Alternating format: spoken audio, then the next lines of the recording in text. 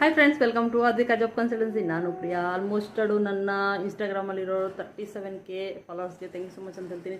ಅದರದ್ದು ನಾನು ಇಮೇಜ್ ಹಾಕ್ತೀನಿ ಬೇಕಾದ್ರೆ. ಯುವರ್ ಡ್ರೀಮ್ ಜಾಬ್ ಅಂತ ಇರುತ್ತೆ.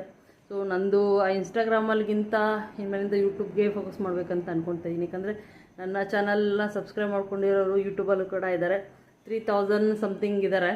ಸೊ ಅವ್ರಿಗೋಸ್ಕರ ಇನ್ಮೇಲಿಂದ ವೀಡಿಯೋ ಮಾಡ್ಬೇಕು ಅಂದ್ಕೊಳ್ತಾ ಇದ್ದೀನಿ.